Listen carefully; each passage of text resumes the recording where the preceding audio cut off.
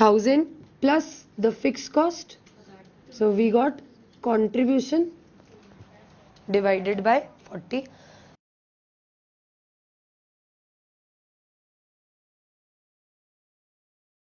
हमने क्या किया, ये प्रॉफिट हमें गिवन था, this was the desired profit, we need a profit of 1000 rupees. So desired जितना प्रॉफिट था, जितना हमें चाहिए, we added fix cost to it and then इस पूरे को हमने डिवाइड कर दिया by contribution per unit to get the desired sales in units. ये फॉर्मूला बन गया. The formula for desired sales will be desired profit plus fixed cost divided by contribution per unit. So formulas are never formulae. Everything has logics. ये आया समझ में? Again जब units में है तो हम कंट्रीब्यूशन पर यूनिट यूज कर रहे हैं.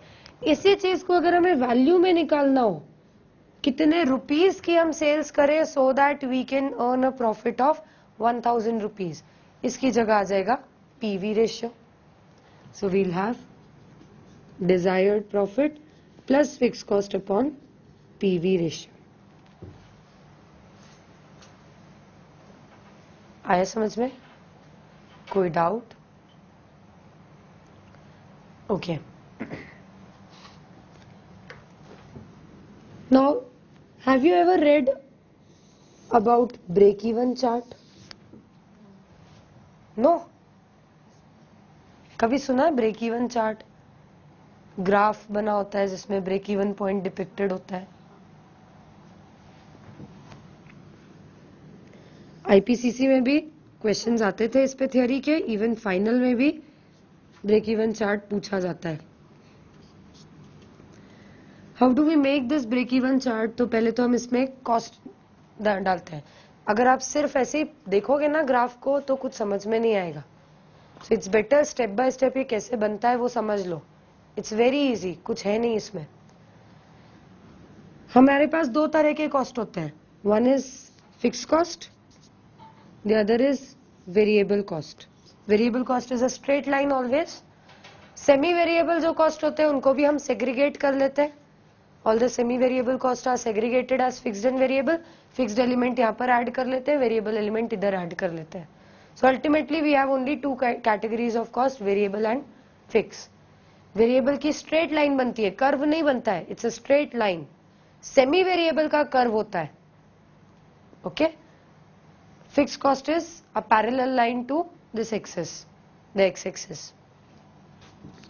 This is representing rupees. This is representing quantity.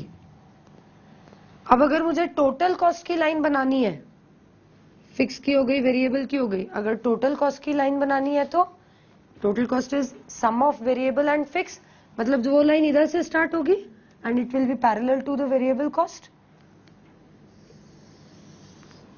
ये होगी मेरी टोटल कॉस्ट की line, variable cost plus my fix cost. Okay. Then we make the line of total sales. Total sales भी straight line ही होगी. It's also variable. Selling price per unit generally हम बोलते हैं constant है. तो जैसे जैसे units बढ़ेंगे proportionately sales बढ़ता जाता है. So we again have a straight line for sales.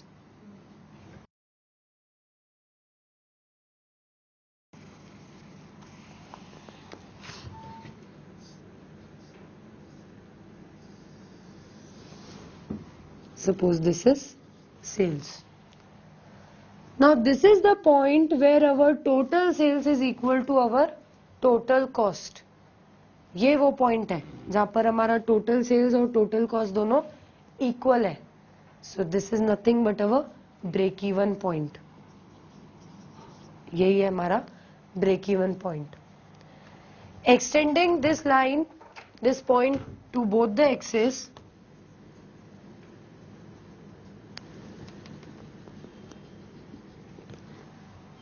यहां पर हमें मिलेगा ब्रेक इवन सेल्स, यहां पर हमें मिलेगा break even sorry, it's opposite, rupees and quantity.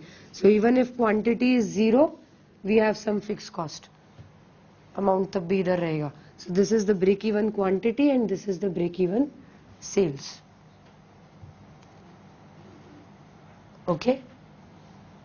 This angle is known as theta or the angle of incidence. इसको हम बोलते हैं angle of incidence. Angle of incidence जितना बड़ा होगा उतना हमारे लिए अच्छा होगा. क्यों अच्छा होगा? ये एंगल बता रहा है आपके कॉस्ट और सेल्स का difference, gap. Break even achieve करने के बाद आप जितना भी एडिशनल सेल करोगे, अगर ये एंगल कम है, प्रॉफिट धीरे धीरे हो रहा है, सेल्स और कॉस्ट में गैप कम है. अगर ये एंगल इधर इतना बड़ा हो जाए तो ब्रेक इवन करते ही आपको तुरंत हैवी प्रॉफिट्स होते हैं. तो जितना बड़ा एंगल ऑफ इंसिडेंस होगा उतना ज्यादा आपके लिए बेनिफिशियल होगा, उतना ज्यादा product is profitable. Okay. Now suppose we are operating at this point. This is the point we are actually operating at. Break even तो इधर हमने कर लिया. Right now we are operating at this point. इसका मतलब हम break even से कुछ ऊपर ऑपरेट कर रहे हैं. We are at a better position, मतलब हम प्रॉफिट्स अर्न कर रहे होंगे.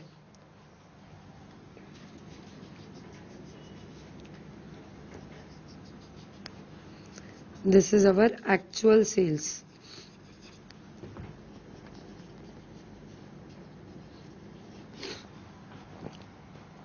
इस पॉइंट पर हम ऑपरेट कर रहे हैं. हम ब्रेक इवन से जितना ऊपर ऑपरेट करते हैं, दिस गैप, ब्रेक इवन से जितना ज्यादा हमारा सेल होता है, actual sale, we call it as a margin of safety. इसी को हम मार्जिन ऑफ सेफ्टी बोलते हैं. Why is it called as margin of safety? हम इधर ऑपरेट कर रहे हैं, so we are definitely on a better side. Break even से ऊपर है तो हम अभी सेफ चल रहे हैं, हम प्रॉफिट्स अर्न कर रहे हैं. This is the margin which we have.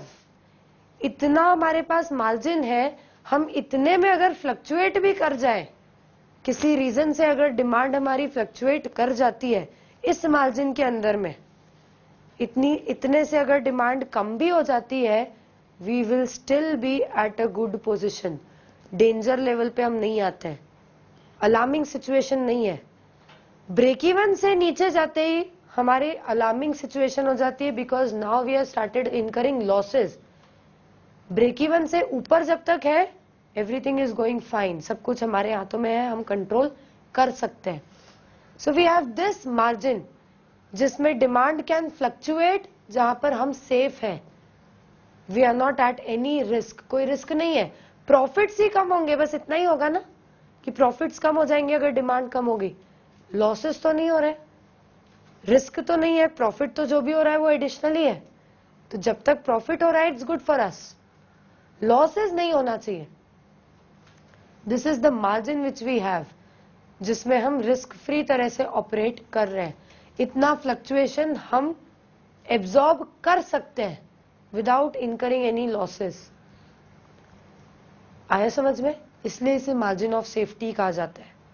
आप ब्रेक इवन से जितना ऊपर ऑपरेट करते हो, that difference is known as your margin of safety.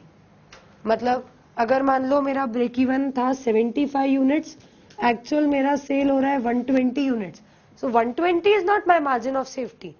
120 में से 75 तक तो ब्रेक इवन है, बाकी का 45 या 35 जो भी आता है, 45, that will be my margin of safety. ये जो के बीच का. तो एक्चुअल सेल्स के दो हिस्से हो सकते हैं, एक ब्रेक इवन, दूसरा margin of safety. That is why हमने कई बार पढ़ा भी है क्वेश्चंस में, if it is given that we are operating at a 40% margin of safety, हम मान लेते हैं मतलब बाकी 60% is break even. If we are operating at 40% margin of safety, इसका मतलब सेल्स जितनी है उसका 40% तो मार्जिन ऑफ सेफ्टी हो गया, तो बाकी का 60% ब्रेक इवन होगा. Correct? So it's the gap or the difference between our actual sales and the break even sales. ये वाला जो margin of safety है, this is in value, ये रुपीस के टर्म्स में है. ये वाला जो margin of safety इधर आएगा, this one. Again, the gap between actual sales and break-even sales. This is in quantity. Clear है?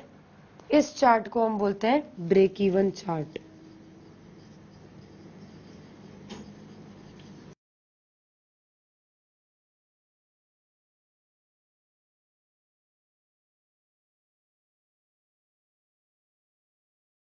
ये हो गया हमारा break even chart.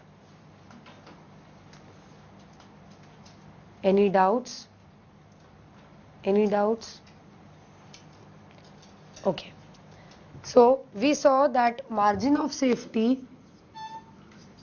is equal to actual sales minus break even point.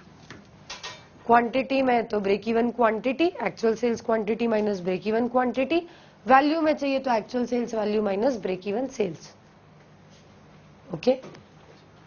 अब हमें ये भी मालूम है कि ब्रेक इवन पॉइंट तक जितना भी हम कंट्रीब्यूशन अर्न करते हैं, that is only contributing towards recovery of fix cost. जितना भी कंट्रीब्यूशन अर्न किया आपने ब्रेक इवन पॉइंट तक, कंट्रीब्यूशन तो अर्न करोगे, लेकिन वो पूरा का पूरा सिर्फ फिक्स कॉस्ट की रिकवरी में जा रहा है. जैसे यहाँ पर ब्रेक इवन था, ये 2000 रुपीज का कंट्रीब्यूशन तो हमें मिला, पर ये पूरा का पूरा हमारी फिक्स कॉस्ट की रिकवरी में ही चला गया, हमें प्रॉफिट्स कुछ भी नहीं हुए. 50 से ऊपर हम जितने भी यूनिट्स बेचेंगे, अगर मैं 51 यूनिट बेचती हूँ, 50 यूनिट्स तक तो मेरा कंट्रीब्यूशन फिक्स कॉस्ट को रिकवर करेगा. जो एडिशनल 1 यूनिट होगा, उस 1 यूनिट पे जितना कंट्रीब्यूशन मिलेगा वो मेरा प्रॉफिट बन जाएगा. Once the fix cost are recovered, then additional जो भी मैं सेल करूंगी उससे मेरा प्रॉफिट, वो मेरे प्रॉफिट को कंट्रीब्यूट करने लगेगा. कंट्रीब्यूशन से अगर एक बार फिक्स कॉस्ट रिकवर हो गए, उसके बाद जो भी कंट्रीब्यूशन बचता है वो पूरा का पूरा हमारा प्रॉफिट होता है. ओके. तो profit is earned only on the margin of safety sales. Profit इसका मतलब और कुछ नहीं है. Profit is nothing but contribution earned on margin of safety sales. मैं ये बोल सकती हूँ मेरा जो टोटल सेल है उसका 2 ब्रेकअप है. One is break even sales, the other is margin of safety sales. Break even sale से मिलने वाला कंट्रीब्यूशन फिक्स कॉस्ट को रिकवर कर रहा है. मार्जिन ऑफ सेफ्टी सेल से मिलने वाला कंट्रीब्यूशन ही मेरा प्रॉफिट बनेगा. इसमें कोई doubt? So profit is nothing but the contribution of margin of safety sales. इसका मतलब I can say profit is equal to margin of safety sales की जितनी भी क्वांटिटी है multiplied by contribution per unit. जितने यूनिट्स मैं margin of safety में बेच रही हूं, उससे मिलने वाला कंट्रीब्यूशन वही मेरा प्रॉफिट होगा. समझ में आया? So that means margin of safety in terms of quantity can be expressed as profit divided by contribution per unit. बोल सकती हूँ ना? ये हो गया मेरे मार्जिन ऑफ सेफ्टी का formula. Profit divided by contribution per unit. Now this is in quantity terms. कितने यूनिट्स हम बेचे over and above the break even point. इसी को अगर वैल्यू के टर्म्स में कन्वर्ट करना है तो margin of safety in rupees, this will be profit upon PV ratio. Contribution per unit की जगह आ जाएगा पीवी रेशियो. क्लियर है? अभी तक जितना भी हमने किया, कोई डाउट किसी भी पॉइंट में?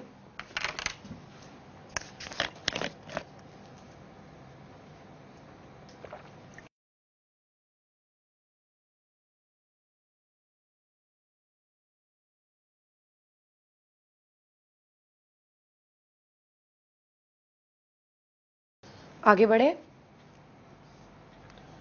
Okay.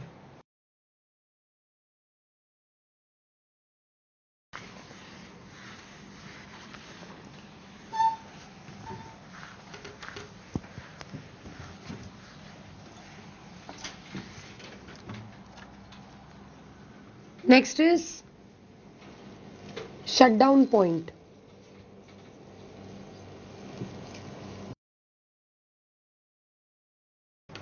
Shutdown point. Shutdown point is the point जहां पर बोला जाता है अगर आप इससे नीचे ऑपरेट कर रहे हो ना, it's better to shut your business. Temporarily आप बिजनेस बंद कर दो. से अगर मान लीजिए हम बोले 5 बच्चों से कम अगर आते हैं ना, बैच कंडक्ट मत करो. हमेशा के लिए बंद करने की बात नहीं कर रहे हैं. Remember, it's temporary shutdown, not permanent shutdown. अगर मेरे पास 1 या 2 बच्चे आए, क्या मेरे लिए बैच कंडक्ट करना फीजिबल है? क्या ओवरहेड्स बेयर किए जा सकते हैं only by a fees of 1 और 2 स्टूडेंट्स? नहीं बेयर किए जा सकते.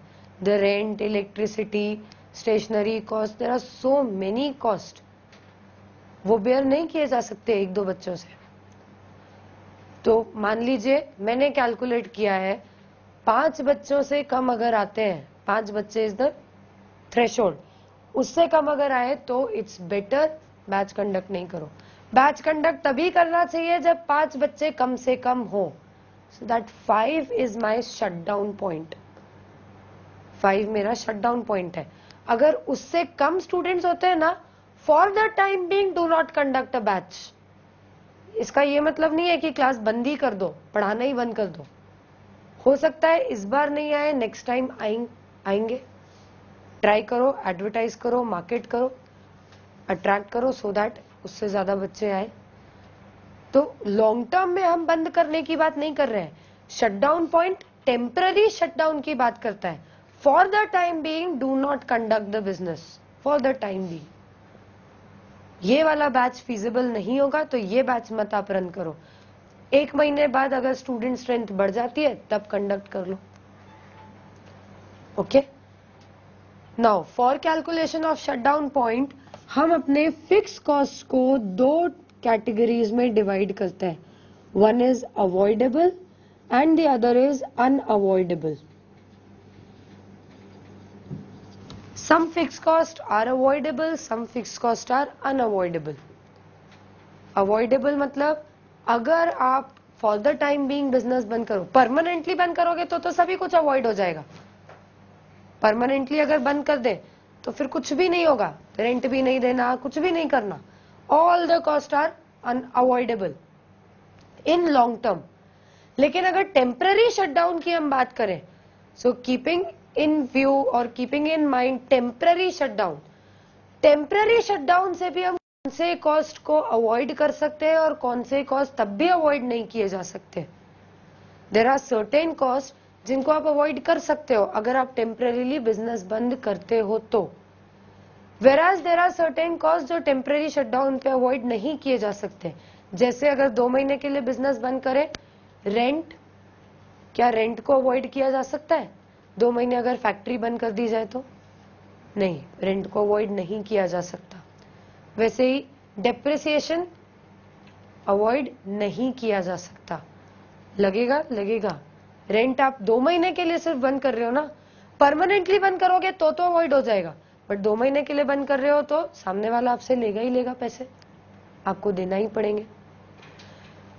जबकि कुछ कॉस्ट ऐसे होते हैं जिन्हें अगर हम 2 महीने के लिए फैक्ट्री बंद करें तो हम अवॉइड भी कर सकते हैं. सम ओवरहेड्स आर लाइक दैट. जैसे मान लो आपको कुछ स्पेयर पार्ट कॉस्ट लगता है या मशीन सेटअप कॉस्ट. से मशीन सेटअप का आपका कोई फिक्स कॉस्ट लगता है. अगर आप महीने भर प्रोडक्शन करते हो तो आपको 10,000 रुपए मशीन सेटअप के पे करने पड़ते हैं. अगर आप प्रोडक्शन ही नहीं कर रहे हो, मशीन सेटअप ही नहीं करवाना, कोई कॉस्ट नहीं लगेगा. इंस्पेक्शन कॉस्ट नहीं लगेगा. प्रोडक्शन हो ही नहीं रहा है तो इंस्पेक्शन किस चीज का होगा? You won't be incurring any inspection cost. So there are certain cost which can be avoided during this period of temporary shutdown. जो 2 महीने आप प्रोडक्शन बंद कर रहे हो, उन 2 महीने में आप उन कॉस्ट को अवॉइड कर सकते हो. Whereas there are certain other costs जो अवॉइड नहीं किए जा सकते. ओके. नाउ सपोज हम अगर क्लासेस की बात करें, 2 कॉस्ट हम कंसिडर करते हैं. पहला रेंट, दूसरा इलेक्ट्रिसिटी. अगर हम मान लेते हैं इलेक्ट्रिसिटी इज फिक्स, अगर हम बैच कंडक्ट नहीं करें, टेम्पररीली हम बंद कर दें बैच, इलेक्ट्रिसिटी को अवॉइड किया जा सकता है, so electricity is an avoidable cost. क्या रेंट को अवॉइड किया जा सकता है? 2 महीने बैच कंडक्ट नहीं करें तो रेंट अवॉइड होगा क्या? नहीं, रेंट तो हमें पे करना ही पड़ेगा, so rent is an unavoidable cost. Okay, now if I say the electricity cost you 1000 rupees and the rent cost you 2000 rupees महीने का। पर मंथ इलेक्ट्रिसिटी का कॉस्ट है 1000, पर मंथ रेंट का कॉस्ट है 2000। ओके, अब मैं आपको बोल रही हूं, आप बताइए एक बच्चे से अगर मुझे कंट्रीब्यूशन 100 रुपीज मिलता है, if my contribution per unit is 100 rupees, कितने मिनिमम बच्चे मेरे पास होने चाहिए सो दैट बैच कंडक्ट करना जस्टिफाइबल है? कितने बच्चे हो कि क्या लिमिट है वो जिसके नीचे मुझे बंद कर देना चाहिए बैच? 30? कोई और आंसर? 20? और कोई बोलो, ट्राई तो करो। कितने लोगों के हिसाब से 30? कितने लोगों के हिसाब से 20? 10? तो बोलो ना, आई न्यू।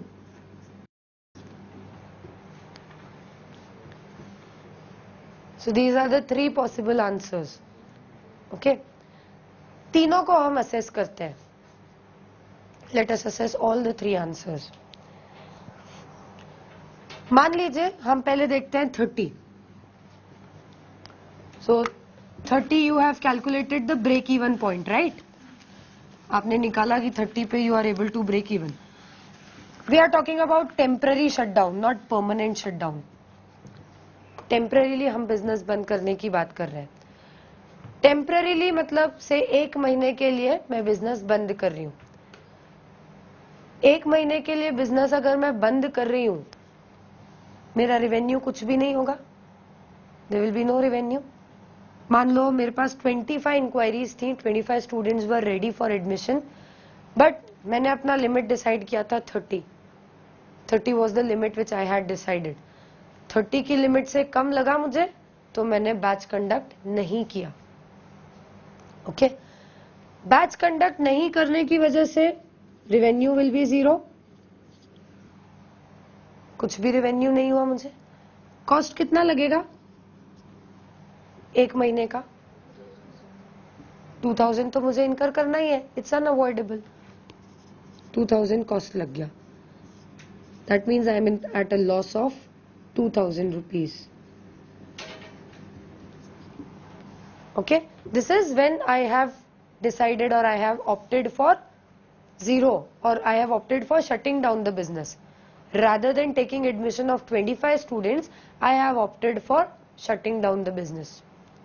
तो मुझे लॉस हुआ 2000 rupees का। अब अगर मैं देखूं, मैं अगर 25 स्टूडेंट्स का एडमिशन लेके बैच कंडक्ट करने का सोच लेती, अगर मैं सोच लेती कि नहीं मुझे बैच कंडक्ट करना है, भले 25 स्टूडेंट्स है, even then if I would have opted for conducting the business, तब क्या होता? रेवेन्यू होता। रेवेन्यू यहां से कंट्रीब्यूशन होता। एक बच्चे से 100 रुपीज, तो 25 स्टूडेंट से 2500 का कंट्रीब्यूशन मिलता। करेक्ट, 2500 का मुझे कंट्रीब्यूशन मिला। कॉस्ट कितने लगते? पूरे 3000। बिजनेस कर रहे हैं तो ये भी लगेगा और ये तो लगेगा ही लगेगा। लॉस कितना हुआ? Which one is better? This is better. इसका मतलब अगर 30 से कम भी है students, we should have opted to run the business. Shutdown नहीं करना चाहिए था। हमारा डिसीजन शटडाउन करने का गलत है। हमने अपने लॉस को 1500 से बढ़ा दिया, मतलब ये तो गलत आंसर है। Okay, now let's see 10।